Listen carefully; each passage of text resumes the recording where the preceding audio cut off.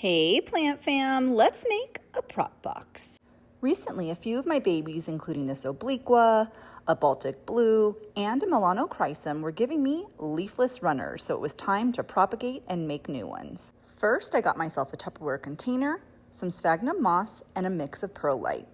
This is not hydrated yet, so I got my water ready with prop drops to encourage that root stimulation and as well as reduce the chance for rot. Prop drops aren't only a root stimulator, but they also are formulated to prevent root rot whenever it's applied to a freshly cut node. My goal is to hydrate the sphagnum moss and perlite enough that there is not extra water sitting, but that it is fully saturated so that when I squeeze the sphagnum moss and perlite, excess water does pour out, as you see there.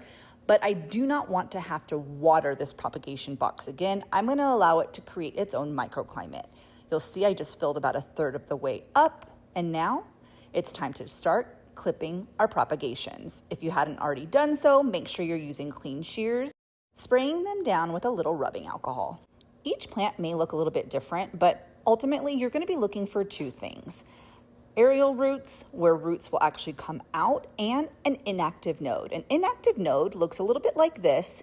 Here's another example on my pothos node where you'll see the inactive node at the bottom and the two aerial roots on the right. And here's an example of a node that has reactivated. When placing this in the prop box, this is why it's very important that the aerial roots go down and the inactive node faces up.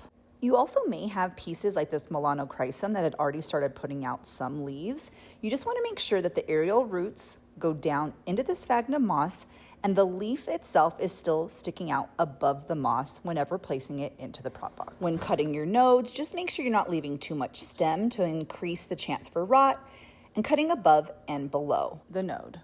Once you've cut all your nodes, drop them in, and your box should look a little something like this. Now place your opaque or clear lid on that allows light to enter into the actual propagation box, and place it under lights. I keep my lights on for 12 hours every single day, and we'll check over the next week to ensure that I continue to see moisture building up on the sides and tops of the lid to ensure that microclimate has been achieved and no additional moisture is needed. Otherwise, watch till you see you have new leaf growth and root growth, and your cue that it's time to pot up your new babies.